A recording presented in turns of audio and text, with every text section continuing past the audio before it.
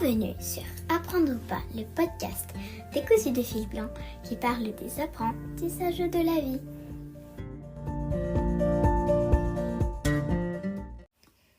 C'est parti pour ce 5e épisode intitulé Apprendre à manger ou pas. Et pour démarrer, bio, locavore, exotique, paléo, keto ou cétogène, vegan, méditerranéen, hygiéniste, crudivore, végétarien, végétalien, frugivore, omnivore, carnivore, hyperprotéiné, jeûne intermittent, détox, cycle féminin, sans gluten, Ducan, flexitarien, chrononutrition, Signalé, Atkins, pesco-ovo-lacto-végétarien, macrobiotique, crétois, ayurvédique, californien, low carb, groupe sanguin ou encore micronutrition. Autant de régimes nous proposer, de régimes alimentaires, n'entendez pas forcément régime en tant que perte de poids, qui nous entraînent dans tout un tas de questions au quotidien, mais comment faire ? Comme d'habitude, allons voir du côté des définitions des dictionnaires. Chez Larousse, on m'explique que manger, c'est absorber un aliment par opposition à boire. Donc, dans notre inconscient, est-ce qu'on dissocie manger et boire ? Est-ce que c'est très très clair pour nous quand on nous parle d'alimentation, qu'on ne parle pas forcément de boisson, ou est-ce qu'on englobe ? Si je vais voir ce que ça signifie absorber, on me dit que c'est retenir une substance ou la faire disparaître en s'en imprégnant. Je trouve ça intéressant, cette notion-là d'aliment. Ça me parle pas trop, absorber, ni la définition, etc. Alors si je vais voir chez Robert, avaler pour se nourrir, entre parenthèses, un aliment solide ou consistant, après l'avoir mâché. Donc, si vous n'avez pas de dents, vous ne mangez pas. Si je vais voir ce que signifie mâcher, ça veut dire broyer avec les dents par le mouvement des mâchoires. Alors peut-être, si vous n'avez pas de dents, vous pouvez toujours essayer de broyer avec vos mâchoires.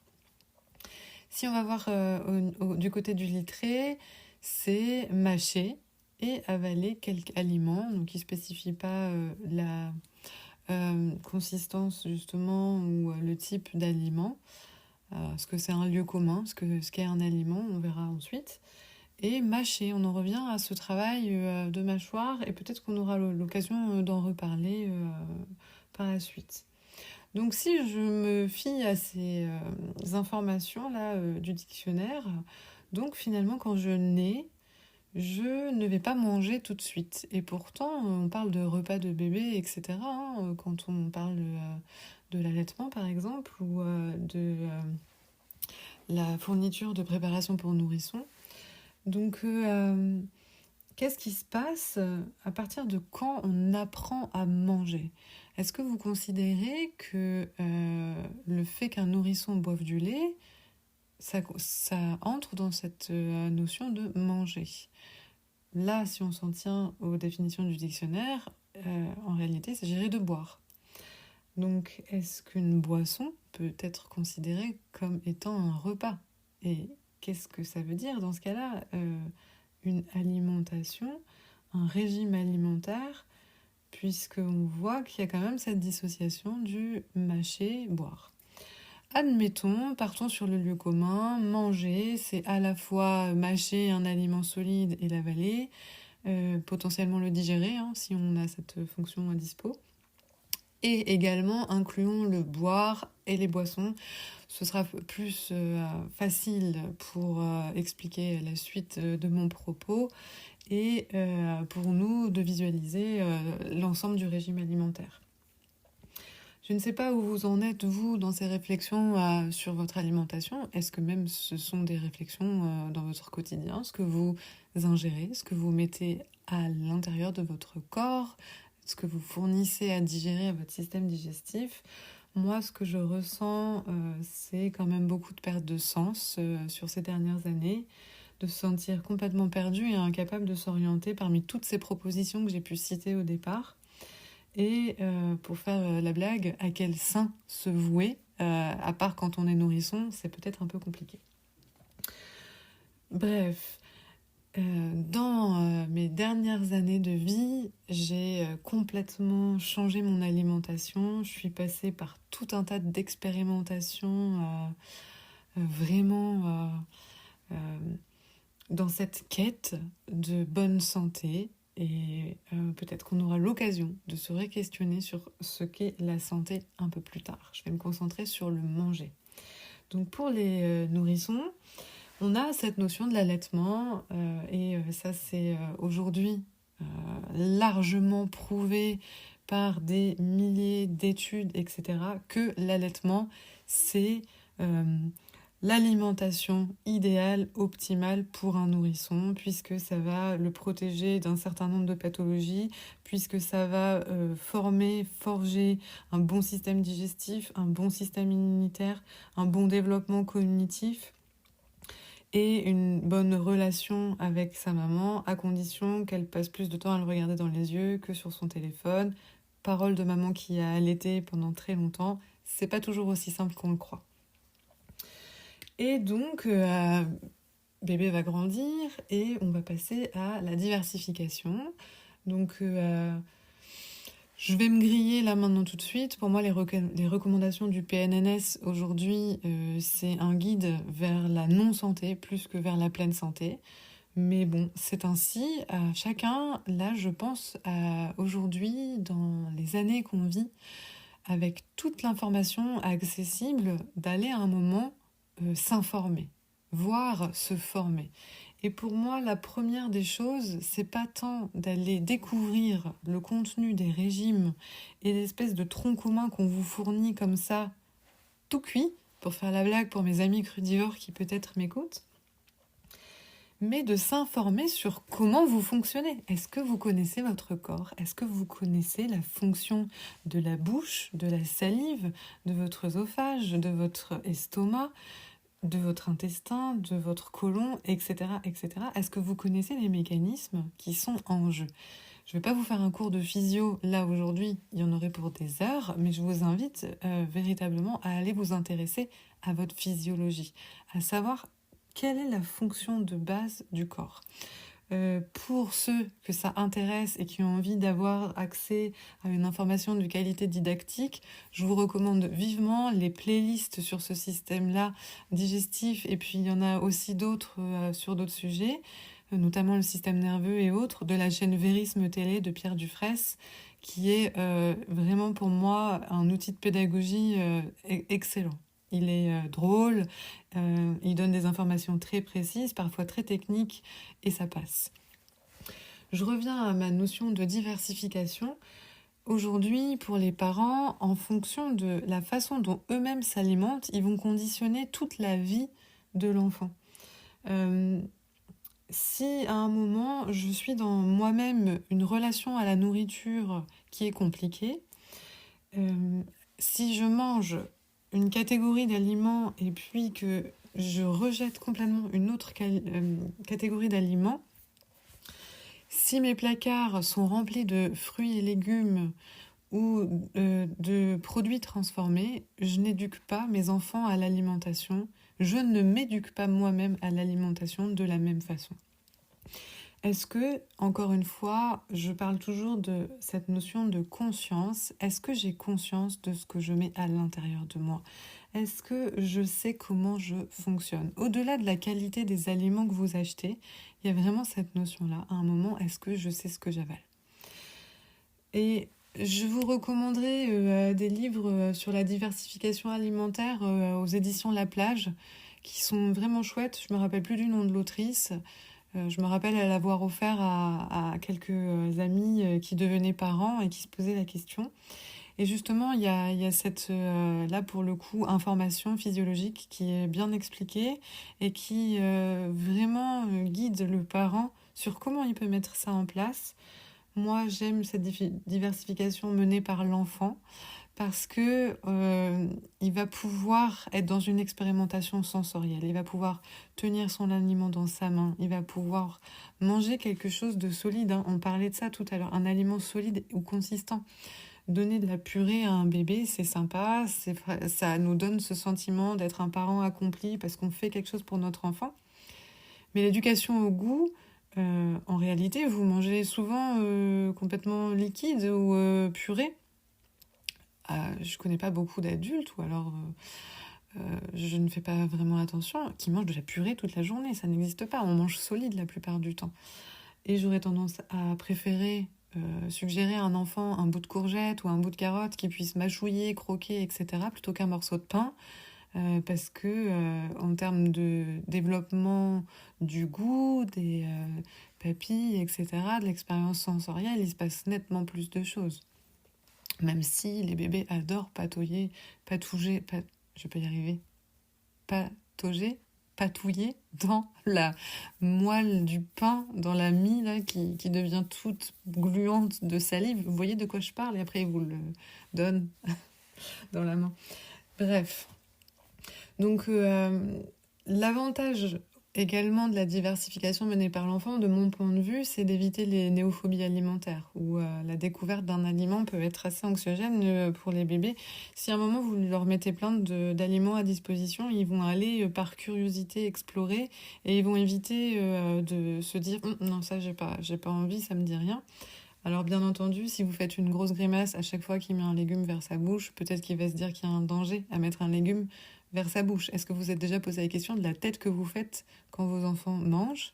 Moi, je sais que quand ma fille met un bout de gâteau ou de bonbon à sa bouche, elle machinalement, elle me regarde pour voir à quel point je suis contre le geste qu'elle est en train de poser. Et donc, voilà. À un moment, il faut pouvoir être dans cette pleine ouverture. On en revient à cette notion de conscience pour que ce soit agréable, que ce soit intéressant, que ça entre dans notre champ d'expérimentation, puisqu'on est quand même conçu, encore une fois, pour ça, pour expérimenter, pour explorer, pour observer. Et donc, plus j'ai d'ouverture, plus ce sera facile pour moi de développer un rapport à la nourriture, entre guillemets sain. On pourrait revenir sur le terme de sain. Je bondis directement sur le fait que quand on grandit, et même sur des petits nourrissons, on arrive sur cette énorme problématique du sucre qui nous envahit. Il y en a partout, il y en a dans tous les produits. Et aujourd'hui, à moins d'acheter ses légumes, sa viande si vous mangez de la viande, et ces céréales au rayon légumes, maraîchage, vrac, ou dans les boucheries ou je ne sais quoi, en fait tous les plats transformés contiennent du sucre. Même si vous allez dans un magasin bio, regardez les étiquettes, lâchez votre application Yuka ou je ne sais quoi, regardez les étiquettes, lisez, apprenez-vous à décoder les termes qui sont notés sur les étiquettes et vous verrez à quel point il y a trop d'ingrédients dans un seul produit et à quel point, encore une fois, on en revient à cette notion de prendre le temps, de notre rapport au temps. On n'a plus le temps de cuisiner, on achète des choses toutes prêtes, mais finalement, est-ce qu'on est capable de les digérer, ces choses toutes prêtes ? Et en particulier sur le sujet du sucre, qui est un enjeu aujourd'hui de santé publique, qui est largement sous-évalué, en tout cas de mon point de vue. Aujourd'hui, je mets face à mon enfant un risque de diabète, de résistance à l'insuline, peut-être plus tardivement dans sa vie de problèmes de pancréas, etc.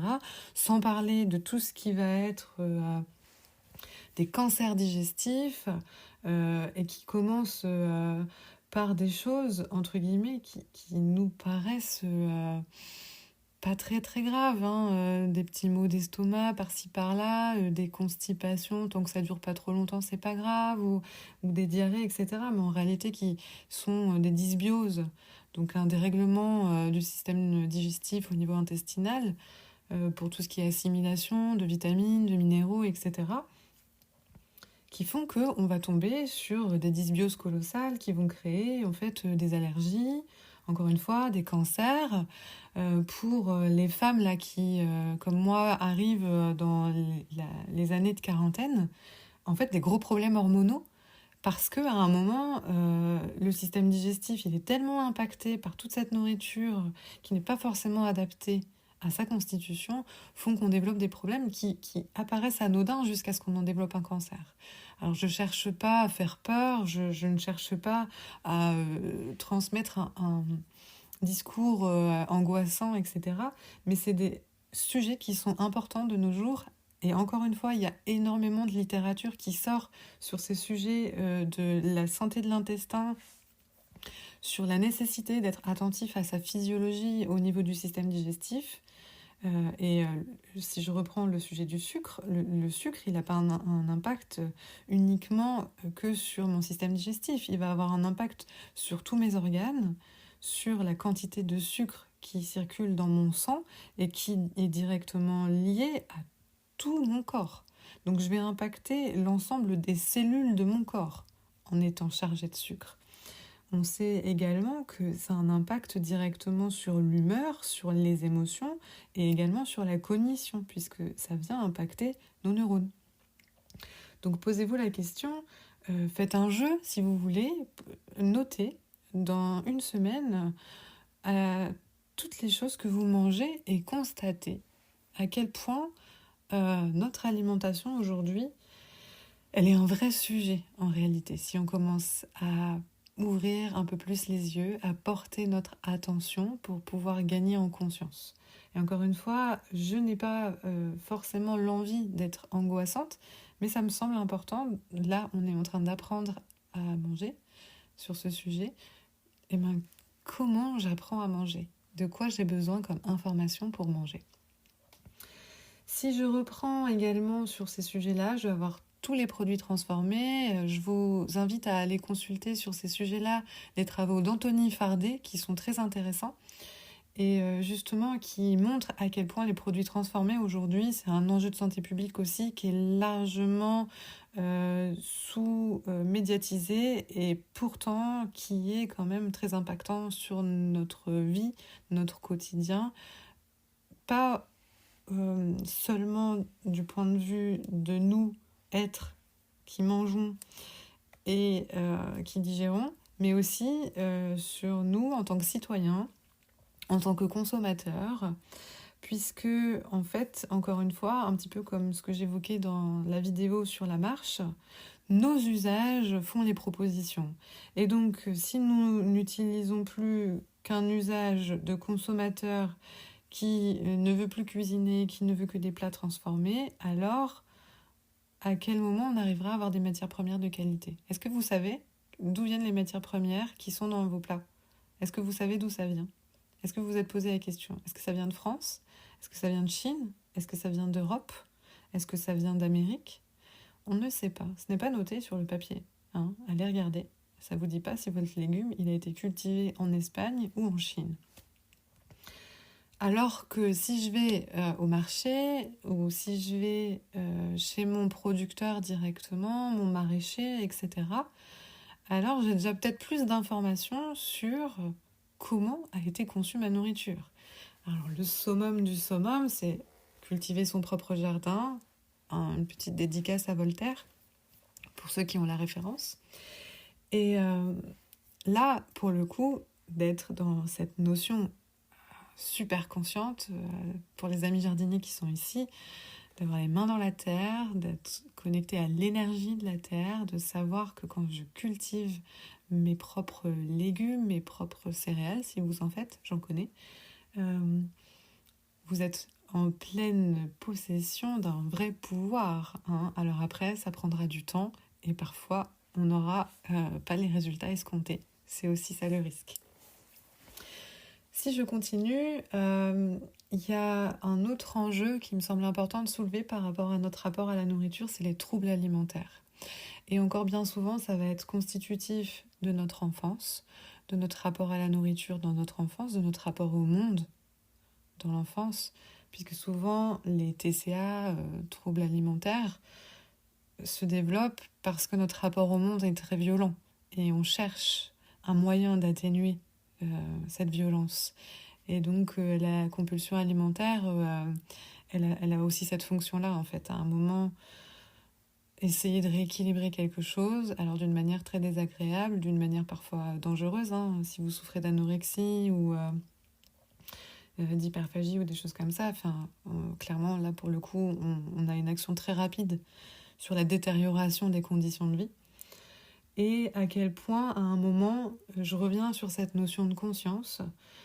Si je veux avoir un rapport harmonieux à cette action de manger, à quel point il faut que je me comprenne, encore une fois, on est sur du décodage intérieur.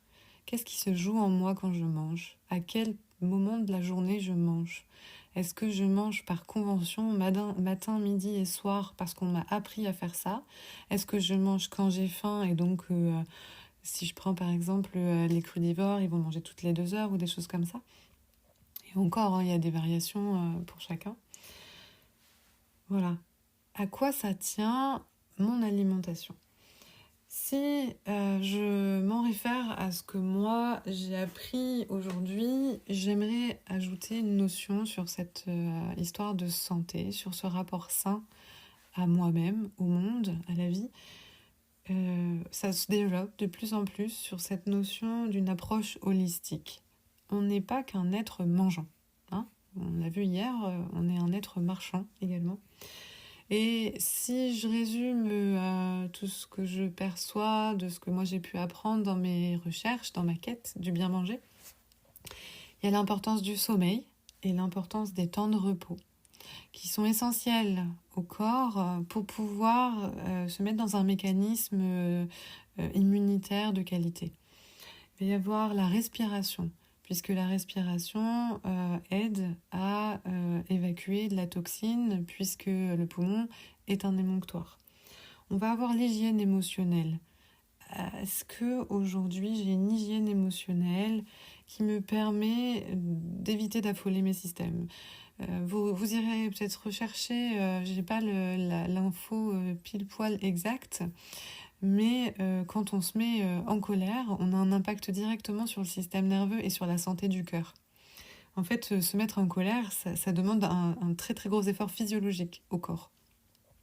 Donc il est essentiel aujourd'hui pour nous de pouvoir être, alors la plupart du temps bien sûr, parce qu'il y a des moments où on va se mettre en colère, ça va être plus fort que nous, on va être triste, etc. Je ne suis pas en train de vous dire qu'il faut être tout le temps joyeux, je suis juste en train de vous dire à quel point je ne suis pas dans un mode de dépression et de rumination au quotidien qui pour le coup impacte directement les cellules de mon corps. Il y a aussi l'hygiène relationnelle, à quel point je fais de mon mieux pour entretenir des relations harmonieuses avec moi-même, avec les autres, avec le monde. Il y a l'activité physique, donc on parlait de sédentarité dans l'émission Apprendre à marcher. À quel point j'ai une activité physique qui est adaptée, si vous êtes une femme, à votre cycle menstruel, si vous êtes un homme, adapté à votre force physique, à vos capacités articulaires. Est-ce qu'on est obligé de faire du sport ou est-ce que juste avoir un corps en mouvement la plupart du temps dans la journée, ça suffit? J'ai l'impression que le sport, c'est un palliatif au fait qu'on ait une vie sédentaire. Que si on avait une vie qui nous demande justement d'aller à l'école en marchant, de cultiver notre nourriture, de faire des déplacements pour telle ou telle action, on n'aurait plus besoin d'aller à la salle de sport quelque part, puisqu'on serait en activité physique, on serait en mouvement la plupart du temps.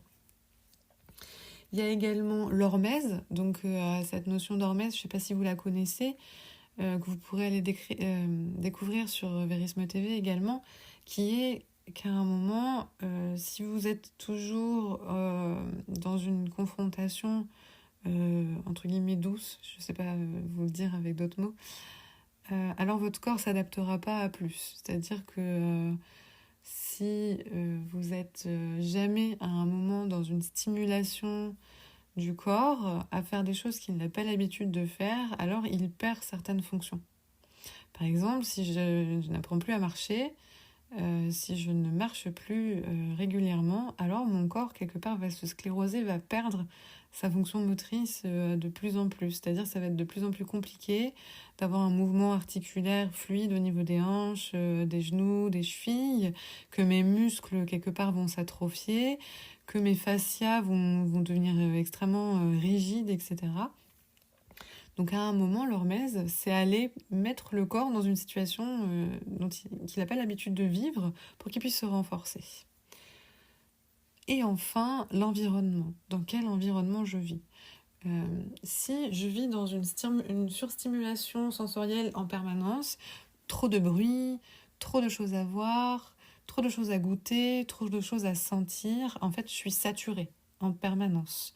Est-ce que vous vous posez la question aujourd'hui de l'environnement dans lequel vous vivez, est-ce qu'il est adapté à vos besoins ? Ça, c'est toujours un peu compliqué parce qu'en fait, ça tient beaucoup à nos insécurités. On ne peut pas tous aller vivre à la campagne au milieu des champs parce que peut-être ça ne nous convient pas à tous. Il y a des gens qui vivent une vie très apaisée et harmonieuse à la ville. Je ne suis pas en train de vous dire d'aller vivre en haut d'une montagne. Je suis juste en train de vous poser la question, est-ce que votre environnement est adapté à vos besoins ? Posez-vous la question et trouvez votre réponse. Enfin, cette approche holistique, elle a quel but, quel rôle ? De mon point de vue, de se poser la question et de pouvoir se dire où est-ce que je place les curseurs ? Est-ce que je fais tout à fond ? Et dans ce cas-là, probablement que je vais finir en dépression parce que je ne vais pas me sentir capable de tout faire à fond, parce que je vais me sentir submergée par les injonctions de il faut bien manger, il faut bien respirer, il faut bien dormir, il faut avoir des bonnes relations, il faut jamais faire la gueule, il faut faire du sport ou une activité physique, il faut confronter son corps, etc. Voilà, allez, stop. Et là, ça donne juste envie de se mettre en boule et de pleurer un bon coup. Donc, c'est pas ça l'idée. C'est de se dire où est-ce que je peux agir et que ça soit facile pour moi et petit à petit améliorer ma condition. Si elle est déjà au top, félicitations, vous avez vraiment du bol. Donc, apprendre à manger ou pas, à quoi ça tient ? Si je résume ce que je vous ai dit au tout début, pour moi, à s'informer, à découvrir comment fonctionne la physiologie du corps humain. Ne pas aller s'engouffrer dans tous les régimes existants. Posez-vous la question de comment fonctionne votre corps et qu'est-ce que vous avez envie de vous mettre à l'intérieur. Y a cette phrase qui dit je suis ce que je mange. Alors si je mange des frites McDo 5 fois par semaine, qu'est-ce que je suis ? Je suis une frite McDo au niveau cellulaire. C'est intéressant. Il faudrait aller voir la composition d'une frite McDo. C'est de l'humour noir, jaune, je ne sais pas de quelle couleur, mais c'est pour vous dire, je ne vous donnerai pas de conseils alimentaires, je ne vous dirai pas choisissez ce régime alimentaire-là, c'est le meilleur. Posez-vous la question, comment vous fonctionnez ? À quel point aujourd'hui votre système digestif il est en bonne ou en mauvaise santé, en bon ou en mauvais état ? Et qu'est-ce que vous pouvez faire pour ça ? Ensuite, justement, dans cette notion de ne pas aller vous conseiller un régime alimentaire, j'aurais tendance à vous dire d'éviter le dogmatisme. Je sais que tous les régimes alimentaires que j'ai pu suivre ces dernières années, j'ai certainement dû avoir l'air dogmatique à certains moments parce que j'étais franchement convaincue de ce que je faisais et que j'étais persuadée que c'était la bonne voie. Et en fait, le problème, c'est que quand je tombe dans du dogmatisme, j'ai plus de conscience, j'ai plus de discernement. Je suis une règle de façon, comme on dit par l'expression, bête et méchante. Je me pose plus la question, en fait. Je perds mon pouvoir de décision puisque je suis une règle arbitraire qui a été fixée par qui ? Vous vous êtes posé la question, qui a fixé cette règle ? Qui a dit c'est comme ça qu'il fallait faire ? Donc à un moment, sans se dire allez peu importe je mange tout de toute façon je le transformerai en lumière si j'ai fait ma prière au début, ok, et peut-être qu'on peut revenir à justement ce discernement, cette joie de découvrir, cette conscience de soi, de se dire ok, est-ce que ça va me faire du bien et dans quelle quantité, et aussi justement pouvoir doser. Si à un moment vous ne savez pas, n'hésitez pas à aller vous faire aider. Je pense que ça peut être aussi intéressant à un moment d'aller demander à des gens qui ont été en quête de ces informations-là et qui pourront vous expliquer déjà les grands mécanismes, les grands principes et peut-être vous aider à vous orienter dans cette quête, sans vous imposer des choix, mais qu'à un moment, juste vous puissiez avoir ce petit coup de pouce, si vous vous sentez pas capable là d'aller vous coller, je sais pas moi, un programme de 20 heures de formation sur la physiologie du système digestif. Et si je reprends sur cette notion de bien s'alimenter, sur ce système digestif, je vous donne un exemple. J'ai récupéré 2 petits rongeurs que ma fille voulait absolument récupérer et s'est posé la question de ce que ça mangeait, dans quel environnement ça vivait. Alors je suis totalement contre l'idée de faire vivre des animaux dans une cage, ça me semble aberrant, mais j'ai 2 chats et si je les laisse dans le salon se balader, clairement elles vont servir de repas pour le chat. Alors c'est sympa, c'est du champ à l'assiette comme dirait l'autre. Et donc j'ai dit à ma fille, mais à un moment, est-ce que tu t'es déjà posé la question de ce dont elles avaient besoin? Parce que c'est sympa les croquettes du commerce, mais est-ce que tu as regardé les ingrédients? Est-ce que c'est vraiment ça qu'elles mangent dans leur milieu naturel? Et donc elle a cherché, découvert, etc. L'alimentation optimale pour ces animaux. Et elle est très attentive maintenant, puisqu'elle a envie qu'elles se sentent bien, ces petites bêtes, qu'elles soient dans des conditions de vie optimales, malgré le fait que c'est pas leur environnement de base. Et ça a fait un espèce de déclic en elle, où elle s'est dit, mais effectivement, je suis tellement attentive, focalisée sur le fait qu'elles aient de la nourriture de qualité adaptée à leur système, mais je ne le fais pas pour moi. Parce que elle a 8 ans et comme tous les enfants, elle aime les gâteaux et les bonbons. Moi, la première, je ne lui jetterai pas la pierre. Mais est-ce que c'est adapté? Oui ou non?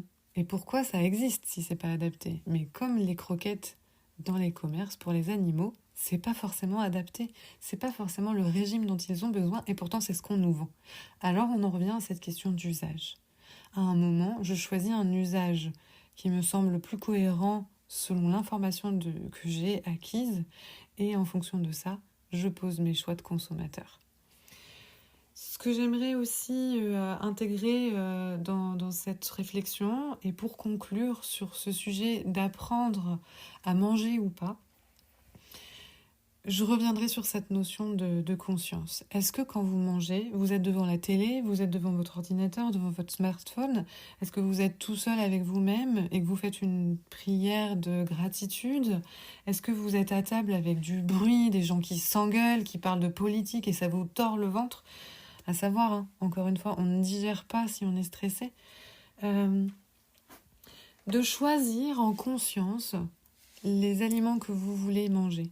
Les aliments que vous allez mettre dans votre panier si vous faites vos courses vous-même, les aliments que vous allez mettre dans votre assiette, les boissons que vous allez mettre à côté de votre assiette, le cadre dans lequel vous voulez manger. Est-ce que pour vous, manger, ça doit être une activité forcément familiale, une activité sociale avec les collègues, les amis, etc., une activité festive, les grands repas de fête, où l'hyperphagie est de rigueur? Ou est-ce que c'est plutôt une activité individuelle, comme vous iriez faire une méditation, vous allez vous mettre devant votre repas et être vraiment dans cette conscience de ce que vous mangez. Et il y a un livre de Thich Nhat Hanh sur le sujet justement de la conscience, où il parle à un moment de cette façon de manger, où alors eux ils mangent de façon collégiale, mais chacun est dans sa conscience, c'est-à-dire qu'ils sont réunis ensemble, mais il n'y a pas de bruit, il n'y a pas de discussion. Alors, loin de moi, encore une fois, l'idée de vous imposer un modèle. Posez-vous la question, qu'est-ce qui est bon pour vous? Est-ce que vous avez envie de manger en papotant? Et est-ce que vous êtes conscient de la quantité de nourriture que vous avalez quand vous êtes en train de papoter? Est-ce que vous êtes conscient des signaux d'arrêt sensoriel, là où votre corps vous dit « c'est bon, je ne veux plus qu'on me remplisse ». Puisqu'il fait ça de façon diverse et variée, avec une goutte au nez, un petit picotement sur la langue, un frisson, etc. Est-ce que je suis conscient du signal sensoriel de mon corps qui veut arrêter de manger? Donc posez-vous cette question, voilà. Comment je mange? Est-ce que je m'attache à ce que je vois? Est-ce que je m'attache à ce que je goûte, aux sensations, aux saveurs que m'apporte la nourriture, à ce que je ressens dans tout mon corps? Et pour conclure, se donner l'exemple à soi et se choisir. Commencez par soi. Essayez pas de faire la morale aux autres, à vos enfants, à votre conjoint, à n'importe qui autour de vous qui est en train de manger d'une façon que vous désapprouvez. Concentrez-vous sur vous. Mangez pour vous, pour toujours être dans cette conscience, dans ce discernement. Et parole de quelqu'un qui a fait 1000 expériences alimentaires, acceptez ce que vous êtes aujourd'hui. Arrêtez de vouloir vous dire que vous êtes nul et qu'il faut absolument que vous deveniez meilleur dans la seconde qui suit. Et acceptez les éventuelles modifications de votre régime alimentaire. Parfois, on est trop dans « il faut que je mange comme ci, comme ça, etc. » Et en fait, quand on se met dans cette conscience de soi, dans ce respect de soi, dans s'accepter tel qu'on est, alors ça devient beaucoup plus facile d'apprendre à manger.